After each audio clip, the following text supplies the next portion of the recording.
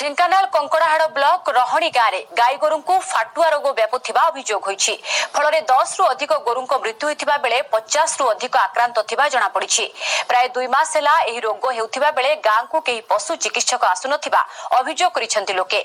चाष काम रे फाटुआ रोग रे आक्रांत गोरु को लगा जाई पारु नथिबारु चाषी हैरान हेउथिबा अभियोग होईछि।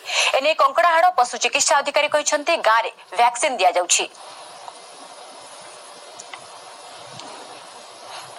फाटुआ हवा पूर्वर आम जो टीका सब दिया आम एलआईजी अच्छा बारंबार कहवा सहित टीका देले पछरे टीका गुड़ा आसी कौटे देले कौन देले आम जानिनु कि बाध्य कि आम गोटे किणिकी आना देलु किणिकी आनी देला बेलू फाटुआ धरी सारा कि आम भीएस को जनइलु भीएस आसी आसिक क्या देखा कले आम जानिनु भीएस आसिकना गोटे कल को चलीगले से आम दाबी करुचु जे सरकार को जे आम गाँव में गोटे डाक्तरी टीम पठे आम गाई गोरु चिकित्सा करा जाऊ। शुक्रवार ठारू आमे टीम पठे से जगह जहाँ चिकित्सा करने कथा सब व्यवस्था करूँ आज भी आम जाइला एमभीओ गाड़ी जाकि हेल्थ कैंप कर गाँव चारिपाखे जो गाँ सब अच्छी से सब गाँव में आम रिंग वैक्सीनेशन करूँ किसी सेमती असुविधा ना।